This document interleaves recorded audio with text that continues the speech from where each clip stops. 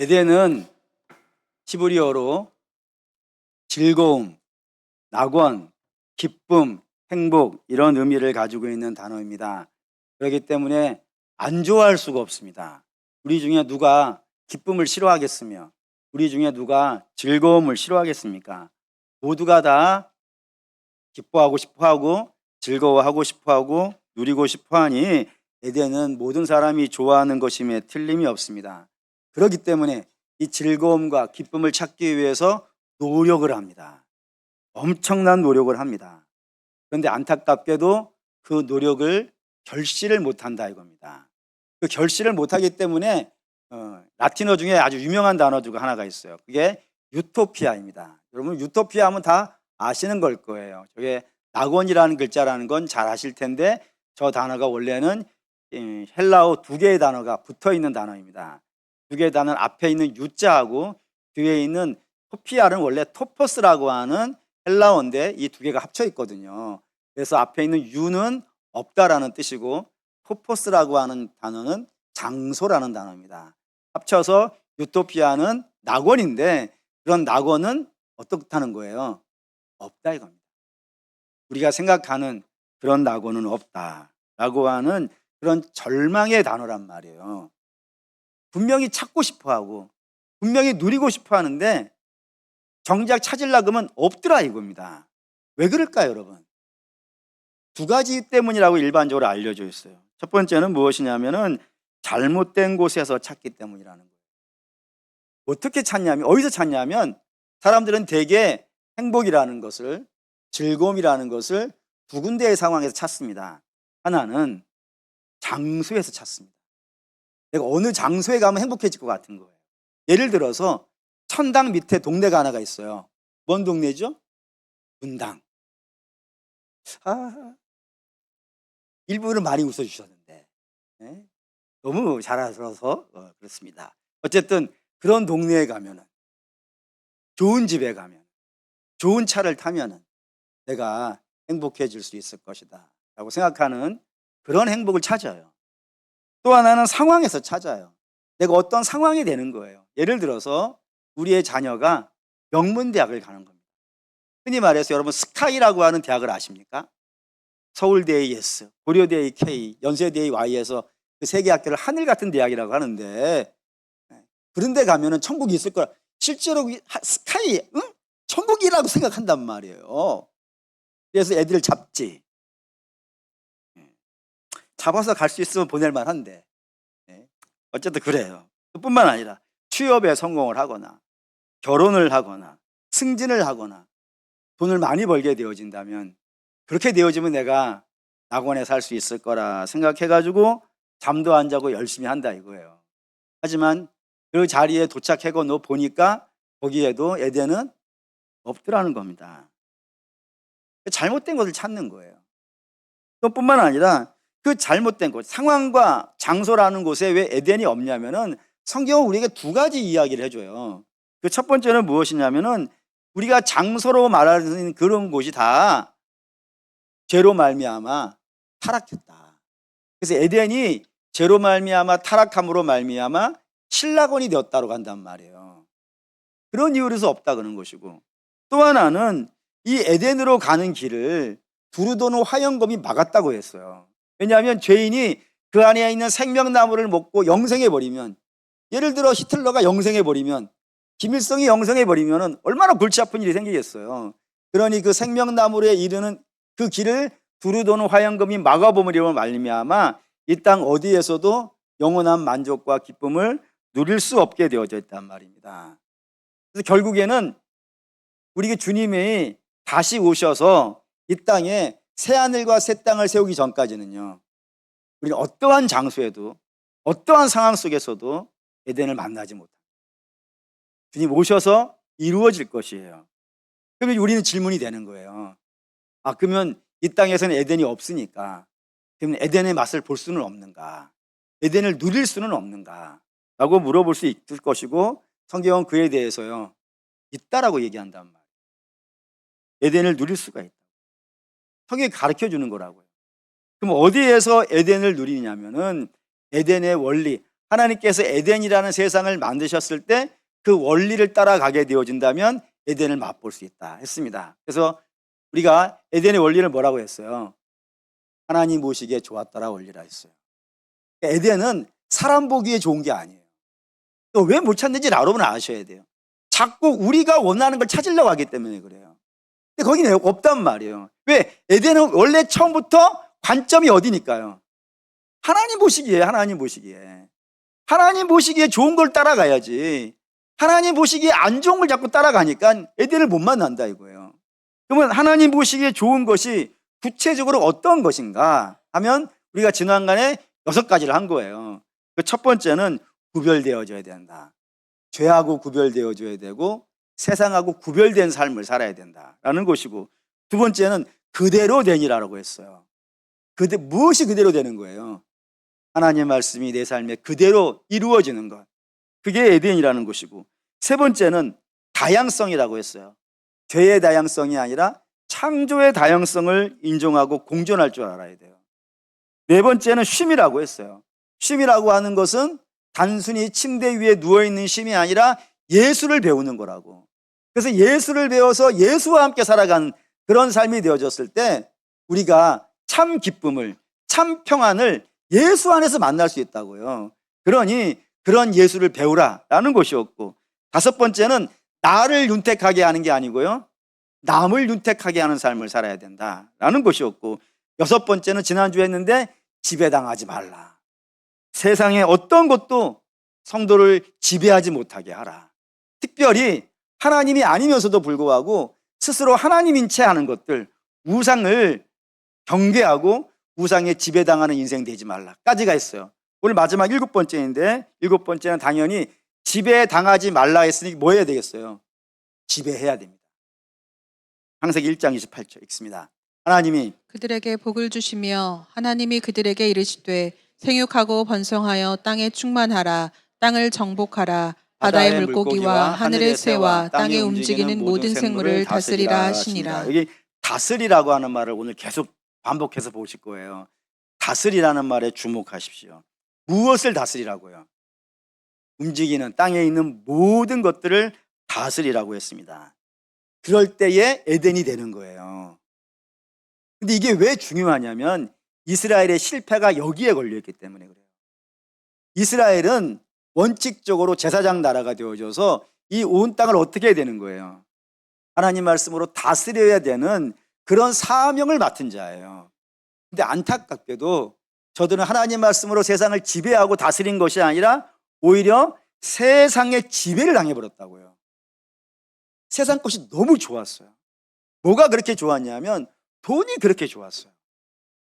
뭐가 그렇게 좋았냐면 세상의 군대가 너무 좋았어요. 그 힘이, 그 권력이 너무 좋았어요.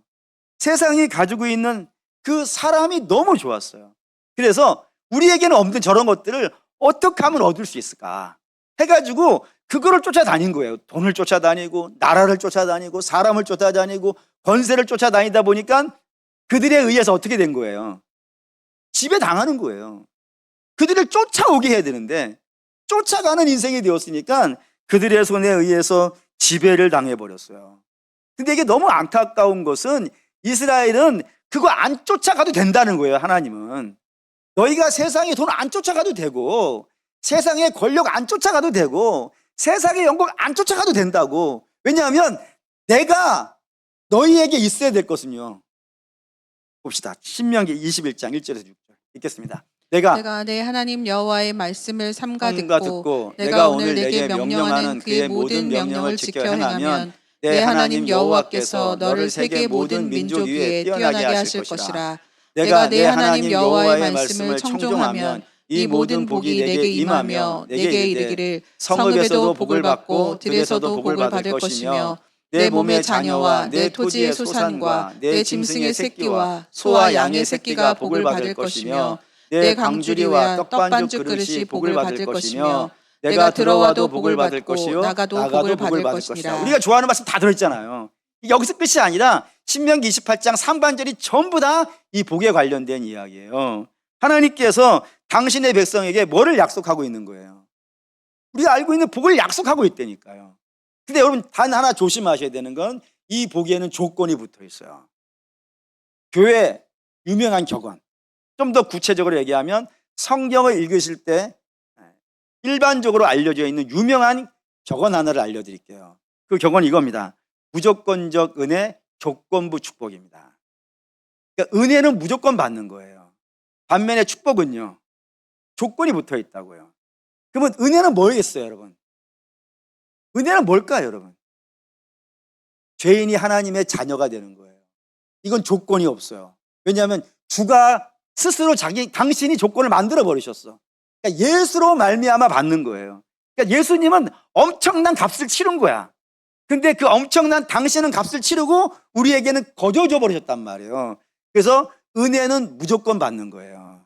택한 백성이 자격이 없고 조건이 없고 실력이 없어도 하나님의 무한하신 사랑으로 값없이 베풀어 주시기 때문에 무조건적 은혜라 그래요. 근데 우리가 일반적으로 알고 있는 복이라고 하는 건 조건이 붙어 있어요. 근데 그 조건이 뭐예요? 열심히 일하라가 아니라는 거예요. 물론 열심히 일해야 돼요. 성도는 열심히 일을 해요. 왜냐하면 열심히 일하는 것에 원인이 있기 때문에 그래요. 그 원인이 뭐예요, 여러분? 우리가 창세기 봤잖아요. 뭐라 했냐면 주께서 에덴을 떠나는 백성들에게 뭐라고 말씀하셨어요? 땀 흘리고 수고하고 살라고. 그게 명령이에요. 그 명령에 따라서 순종하고 살았더니 복을 받게 돼 있단 말이에요. 그러니까 조건이라는 것, 복이라는 것에 조건이 다 모인 거예요. 하나님 말씀에 순종하면. 너희가 하나님 말씀에 순종하게 되어지면 하나님께서 들어와도 복을 받고 나가도 복을 받게 할 거라고. 다시 말해서 너희에게 있어야 될 것은요, 주신다고. 약속되어 있는 거예요. 뭐 주기도에도 등장하지 않습니까? 일용할 양식을 구하라고. 주께서 구하라고 하신 건 왜 구하라고 하시는 거예요? 하나님이 주시려고 하시는 것 아니겠어요? 아직도 일용할 양식이 밥 새끼로 이해하시는 분 없죠?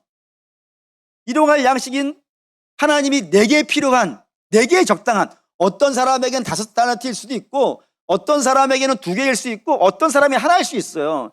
단 하나님이 내게 필요한 것은요, 반드시 주신다. 그게 하나님이 약속하신 복이에요. 그러니까 주의 말씀을 따라 살아가는 자에게는 하나님이 그들에게 있어야 될 것은요, 반드시 주신다. 염려하지 말라 아니겠어요? 근데 이스라엘은 그걸 못 믿는 거예요. 약속은 눈에 보이는 게 아니니까, 손에 만져지지 않는 거니까, 그 약속대로 산다고 해가지고 무슨 보장이 있는 것이 아니잖아요. 그러니 그 못 믿겠다 하고 그들은 하나님 말씀을 내팽개치고 어디로 가는 거예요? 세상을 쫓아간 거예요. 그 결과 하나님의 복음 받지 못하고 세상의 지배를 당하는 그런 인생이 되었고 그들은 실패하는 인생이 되어졌다 이겁니다. 그러니 너희는 그러지 말라 아니겠어요? 너희는 세상에 지배당하지 말라는 것 아니겠어요? 그런 의미에서 오산고등학교 교가가 매우 재미있어요. 어떻게 되어 있냐면 내 눈이 밝구나 엑스빛 같다. 하늘을 깨뚫고 땅을 두추어 온가지 진리를 캐고 말련다. 내가 참 5매의 아들이구나. 이걸 노래로 부를 수 있는 이유는 뭘까요? 제가 다닌 학교이기 때문입니다. 네. 이 학교가 어떤 학교냐면은 3.1 만세 운동이 있잖아요. 그때에 기미독립 선언문이라고 하는 선언문이 발표되는데 그 선언문에다가 서명을 하신 분이 33명의 민족 대표라는 분이 있습니다. 거기에 기독교를 대표하는 분들이 있는데 그 기독교를 대표하는 분 중에 가장 유명한 분이 남강 이승훈 선생님. 저만 알고 있는 게 아닙니다. 유명한 분이에요, 여러분, 진짜로. 그분이 이런 생각을 했어요. 우리나라가 유구한 역사를 가지고 있는 그런 민족인데 어떻게 이렇게 비루한 삶을 살게 되었는가? 어떻게 섬나라의 지배를 받게 됐는가? 이거 어떻게 된 건가? 그거에 대한 고민의 답이 뭐냐면은 하늘이 신이 되었다 이거예요.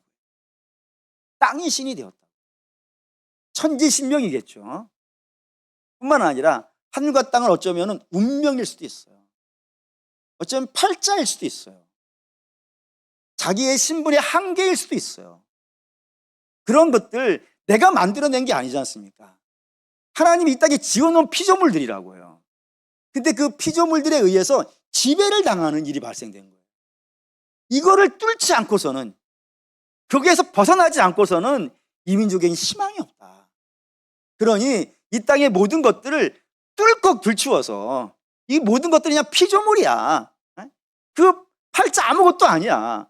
운명 그것도 아무것도 아니고 사주도 아무것도 아니야. 그런 것에 매이지 말고 너희는 하나님의 말씀을 배워서 그 말씀으로 이 땅을 지배하고 살아가게 되어진다면 너희는 참으로 영광스러운 백성이 될 것이다 라는 의미에서 이 학교가 세워졌고 그 교과를 부리게 됐단 말이에요. 사랑하는 믿음의 성도 여러분, 저는 맞다고 생각합니다. 여러분, 운명의 지배를 받지 마십시오. 운명의 지배하시고 돈의 지배를 받지 마시고 돈을 지배하시는 분이 되어주고 세상 권력의 지배를 당하지 마시고 세상 권력을 지배할 수 있어야 돼요. 성도니까. 만왕의 왕 되신 하나님의 그 아들의 피로 말미암아 구원받은 백성인데 그 죄가 그 예수의 피로 말미암아 우리를 결박하고 있던 그 결박을 풀어놨는데 스스로 다시 그 결박을 당할 이유가 뭐가 있겠어요. 그러니 그런 것에 지배당하지 말고 세상 것에 지배당하지 말고 우리를 지배할 수 있는 분은 하나님 한 분밖에 없지 않습니까? 우리가 주라 불리는 건 하나님뿐이잖아요. 하나님의 지배를 받으시고 하나님의 말씀의 지배를 받으시고 다른 것들은 지배할 수 있어야 된다 이거예요. 그럼 어떻게 지배하는가? 창세기 28장 다시 보시죠. 읽겠습니다. 하나님이 그들에게 복을 주시며 하나님이 그들에게 이르시되 생육하고 번성하여 땅에 충만하라. 땅을 정복하라. 바다의 물고기와 하늘의 새와 땅에 움직이는 모든 생물을 다스리라 하시니라. 여기 다스리라는 말을 다시 한번 보시죠. 다스리라는 말의 히브리어는 라다라는 단어를 씁니다. 옛날에는 저 라다라는 단어를 정복의 용어로 이해했어요.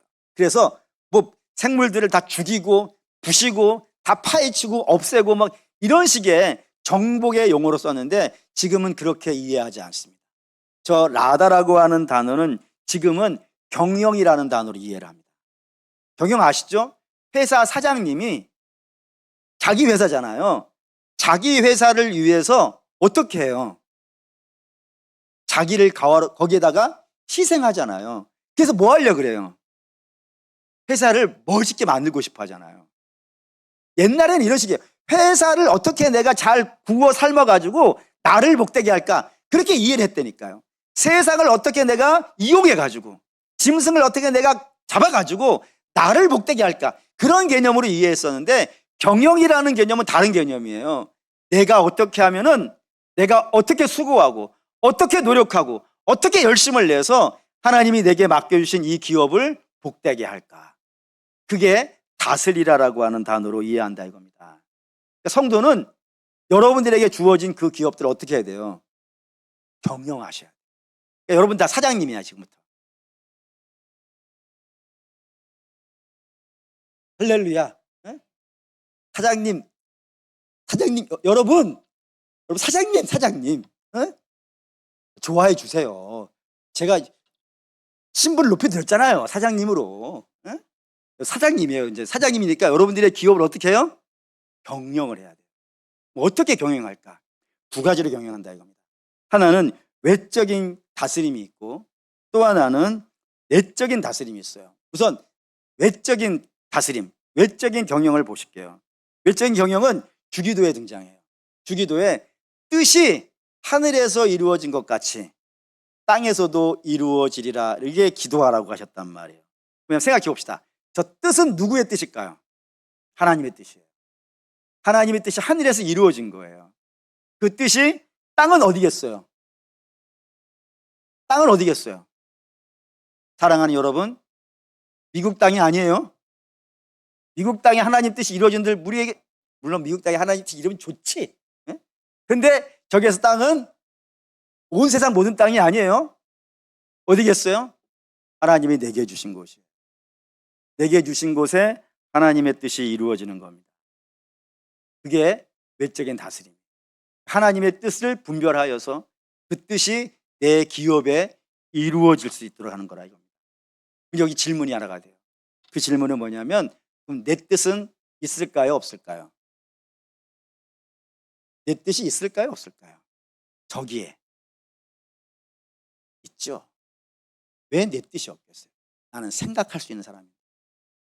내가 생각할 수 없는 짐승이라면은 그냥 끌고 가면 끌려가지만 나는 생각할 수 있는 자유가 있어요. 그러니 내 뜻이 왜 없겠어요? 있어요. 내 뜻이 있는데 내 뜻을 주장하지 않는 거예요. 누구 앞에서요? 하나님 뜻 앞에. 예를 들어 봅시다. 요셉이 좋은 예가 됩니다.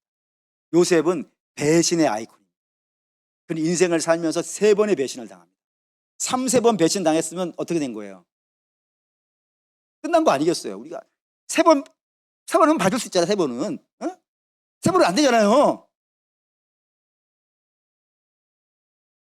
여러분, 할렐루야 도와주세요.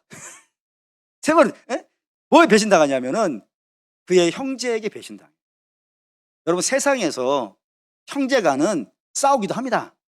안 싸우고 크는 형제 없고 나이 들었을 때 형제간 싸웁니다. 그런데 어려움을 만나면요, 나를 도와줄 수 있는 누구예요? 형제 아니에요. 뭐 형제하고 원수 졌어요. 왜 이렇게 얼굴이 안 좋아요, 여러분? 에? 형제가 도와주는 거예요. 형제가 옆에 있어주는 것이고, 형제만한 자가 누가 있겠어요? 같은 엄마의 몸에서 나왔는데 보다 더 좋고 영광스러운 게 어디 있겠어요? 근데 그 형제들이 배신을 해요. 돈 주고 노예로 팔아버려요. 또 노예로 팔아간 곳이 보디발의 집이었었는데 거기에서 이 어린 요셉이 정말 열심히 일을 해가지고 주인에게 인정을 받았어요. 야, 너는 내가 믿을 만하다 해가지고 뭐를 맡기냐면 집안 모든 곳간의 열쇠를 맡겼어. 네 마음대로 써도 돼. 난 너 믿을 수 있어. 집안에 창고를 맡겼으니 얼마나 믿을 만하겠어요. 그런데 그 부인이 요셉을 유혹한 장면 아시잖아요. 그때에 요셉이 한 유명한 말이 뭐예요? 야, 요 코람데오. 코람데오 뜻이 뭐예요? 하나님 앞에서 내가 어떻게 득지하겠습니까? 할렐루야. 그래가지고 자기는 신실한 마음으로 주인의 부인을 손대지 않으려고 했단 말이에요. 근데 주인이 그걸 믿어줘요, 안 믿어줘요? 안 믿어줘요. 감옥에 넣어요. 한 번 들어가면 나오지 못하는 감옥에 넣어요. 감옥에 들어 생활을 해요. 거기에서 술관원과 빵관원이라고 하는 바로의 대신들이 들어왔는데 저들의 꿈을 해석해줘요. 꿈을 해석해주면서 여러분 중에 살아나가는 자가 있으면은, 내 꿈이 이루어진 걸 확인하는 자가 있으면은 나 억울하게 들어왔으니까 나 살려달라고 했어요. 그리고 꿈대로 빵관원은 죽게 되어주고 술관원은 살았어요. 그러니까 술관원이 나가서 도와주겠다고 했단 말이에요. 그런데 2년 동안이나 안 해줘요. 기억을 안 해요. 그럼 3년째 해줬을까요? 3년째가 되어서 해준 게 아니라 하나님이 바로의 꿈에 나타나가지고 바로의 꿈의 역사하심으로 말미암아 애굽 땅에서 바로의 꿈을 해석할 사람이 없다라는 걸 확인해서야, 그때서야 비로소 요셉을 추천해요. 그러니까 배신을 한 거지. 그러니까 3번을 배신을 당했어요. 그러니 이 요셉이 얼마나 기가 차겠어요. 그런 기가 찬 요셉이 총리가 됐습니다.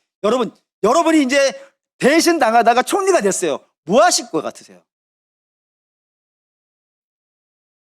여러분은 뭐 하실래요? 제가 생각해봤지. 저는 생각해봤어요. 생각해봤더니 생각이 났어요. 물론 보디발을 잡아다가 족치거나 그러진 않을 거예요. 표현이 안 좋죠. 그래도 이해해 주세요. 아는 게 그밖에 없어서 그래요. 그래도 물어보긴 할 것 같아. 보디발을 불러가지고 당신 왜 그랬어? 어? 술관원, 당신 왜 그랬어? 얘기했을 것 같아. 근데 안 했어요. 근데 더 중요한 게 있어요. 더 중요한 게 뭐냐면 형제들이 자기를 찾아왔어요. 그것도 쌀 구하려고 왔어요. 양식 구하려고 왔어요. 요셉인지 모르고 그 엎드려가지고 지금 양식 좀 주십시오라고 구걸하는 신세로 왔어요. 그때에 요셉이 어떤 마음을 가져요? 요셉이 용서했을까요? 안 했을까요? 했을까요? 안 했을까요? 저는 요셉을 좋은 사람이라고 이해하지 않는 사람이에요. 요셉은 우리가 똑같은 사람이지 그가 우리보다 나은 사람이 아닙니다. 뭘 보면 아냐면 이거 볼까요? 창세기 45장 5절 8절 읽겠습니다.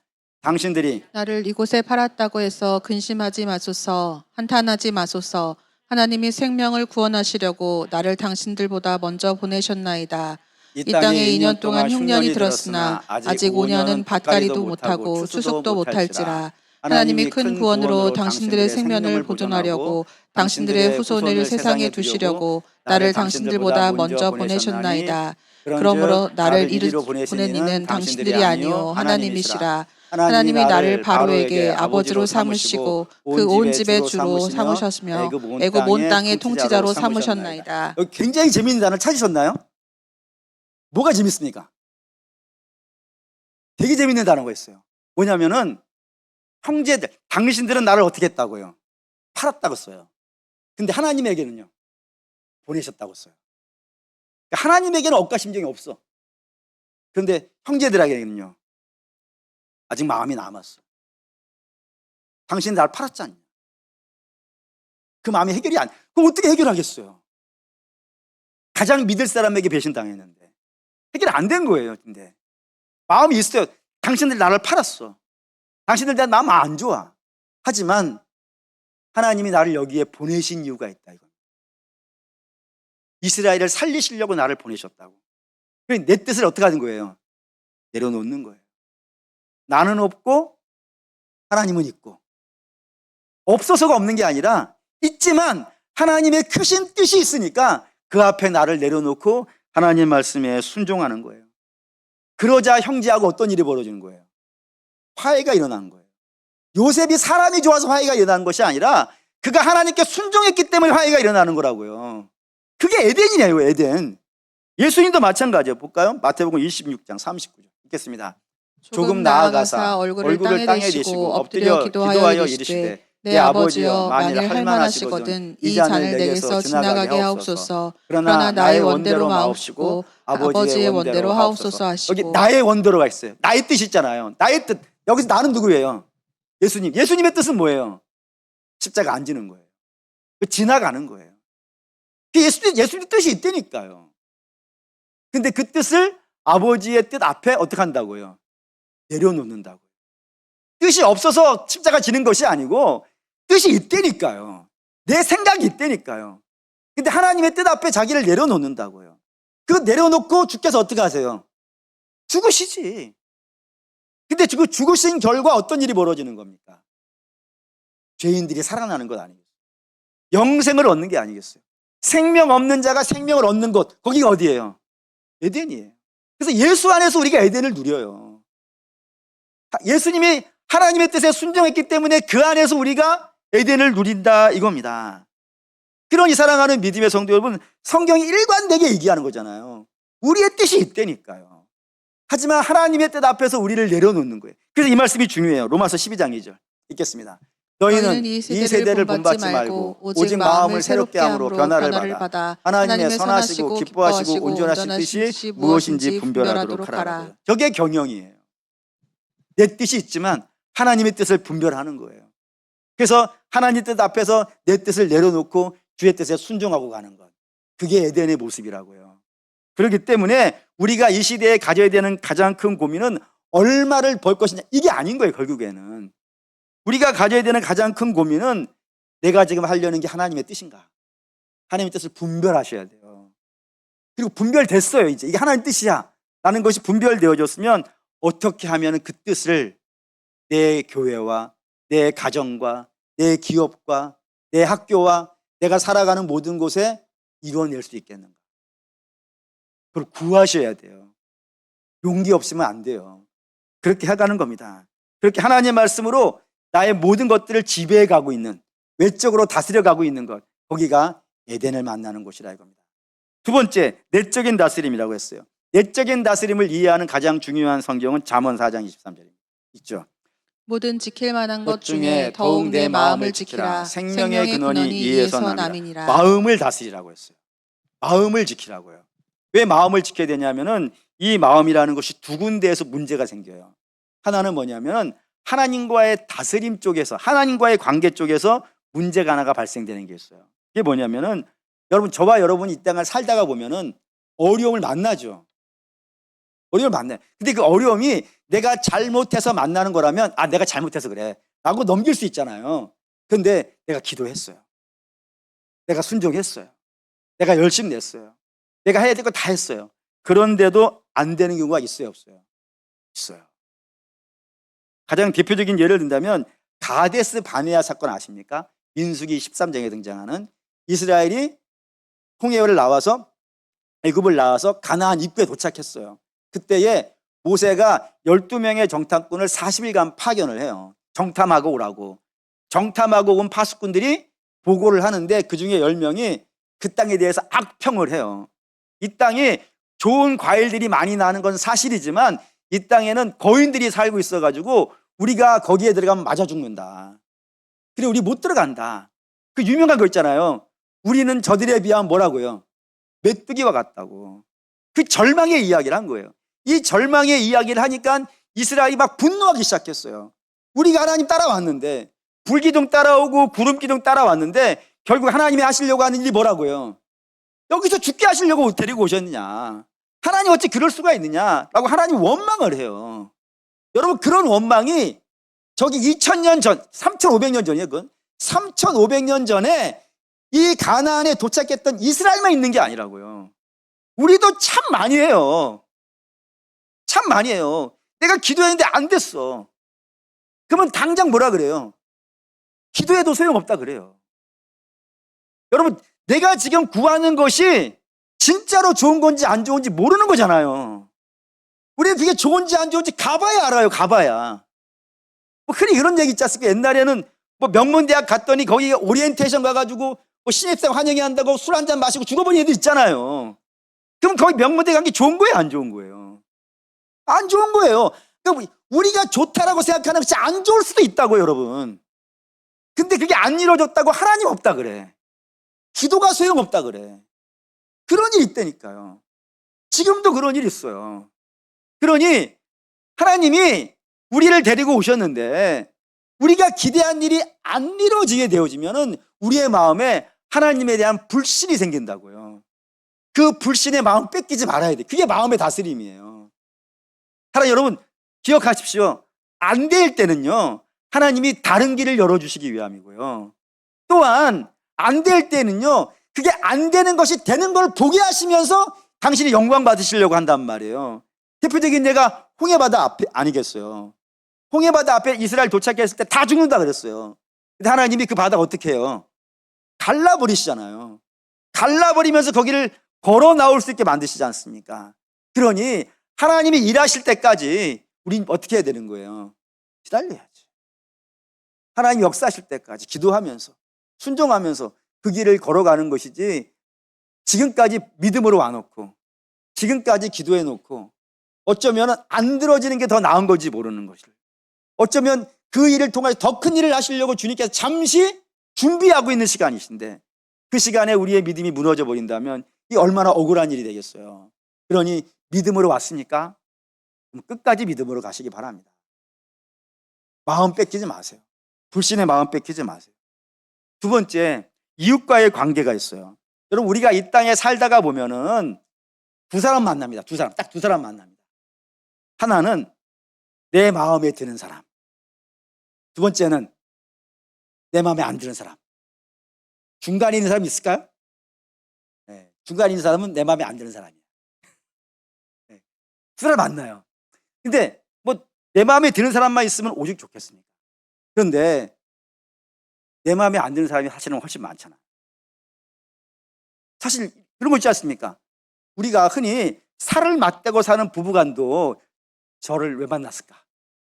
그날이 없었으면 얼마나 좋았을까? 그날 그 우연히 지나가다가 거기에서 딱 부딪혀가지고 책 딱 떨어지고 주워가지고 책 이거 그때 안 부딪혔으면 얼마나 좋았을까? 그날 나를 그 왼수를 소개시켜준 사람을 내가 못 만났으면 얼마나 좋았을까? 이런 생각을 나는 안 하지만 여러분 했을 거예요 아마. 살 맞대고 사는 부부도 마음에 안 들 때가 있어요. 심지어 내 속으로 낳은 자식은 어때요? 내가 저걸 왜 낳았을까? 왜 낳고 미역국을 먹었을까? 이런 생각 저는 안 해봤지만 여러분 해봤죠? 저는 물론 미역국을 안 먹었어요. 그러니까 나하고 관련된 사람, 내가 기본적으로 사랑하는 사람도 마음에 안 드는 판인데 생판 남이 마음에 든다는 건 있을 수가 없는 일이에요. 생판 남인 사람이 마음에 든다. 그걸 기적으로 아셔야 돼. 기본은 안 마음에 드는 거예요. 그렇기 때문에 우리 안에는 미움이 생겨요.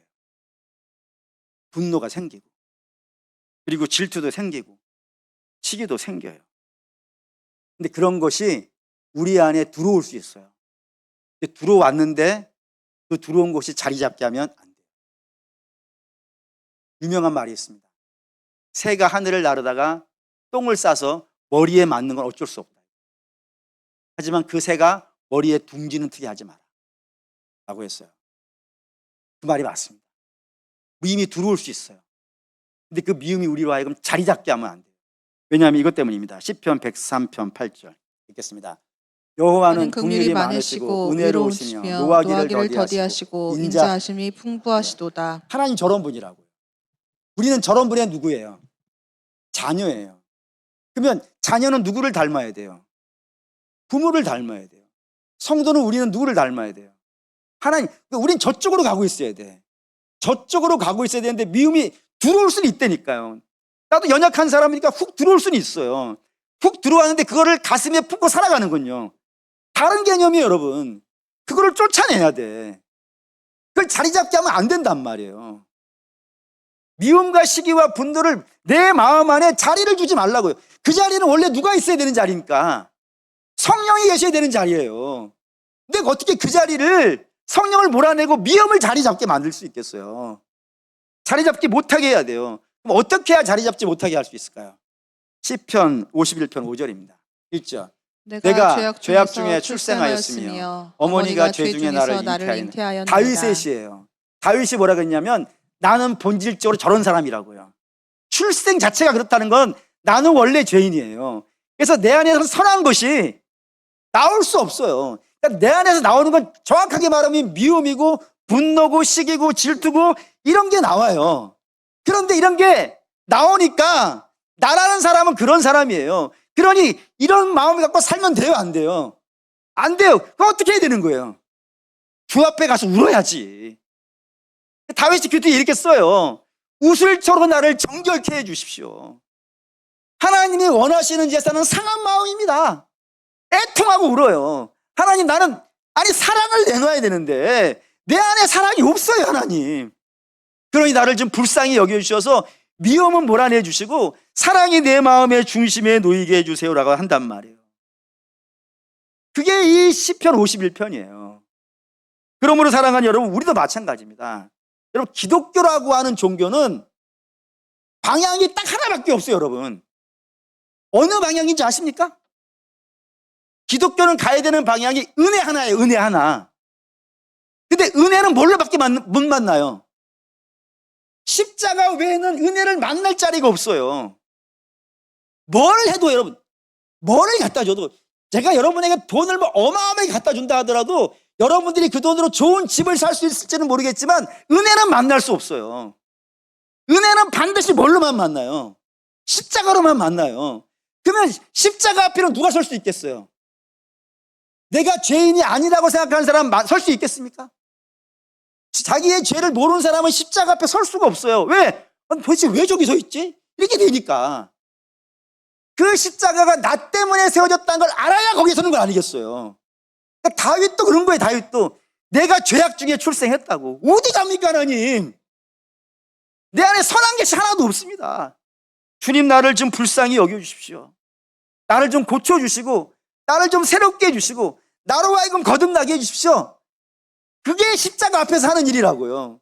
그래서 그런 십자가의 은혜를 만나면은 미움이 사랑이 되어주고 분노가 섬김이 되어주고 조급함이 인내가 되어지며 기다릴 수 있는 소망이 생기는 거예요. 그 모든 것들이 다 십자가의 열매로 등장하는 거라 이겁니다. 그리고 사랑하는 여러분, 여기에 에덴이 있는 거 아니겠어요? 사랑이 있고 섬김이 있고 인내가 있고 소망이 있는 곳에 에덴이 있는 것 아니겠어요? 거기 밑에가 십자가 아닙니까? 결론합시다. 사랑하는 성도 여러분, 어떤 곳에도 지배당하지 마시고 지배하십시오. 그러려면 내가 지배할 수 있는 힘이 없다는 사실을 인정하시고 하나님 앞에 가서 죄인입니다, 용서하여 주시고 도와주십시오. 그럼 하나님께서 우리의 심령을 새롭게 하시사 약속된 것들을 우리 안에 넉넉하게 부어주실 거예요. 사랑을 넉넉하게, 섬김을 넉넉하게, 인내를 넉넉하게, 소망을 넉넉하게. 그러면 그곳이 펼쳐지는 모든 곳은 다 여러분들이 에덴을 맛볼 겁니다. 그런 에덴을 맛보는 저와 여러분 되시기를 주의 이름으로 축원합니다.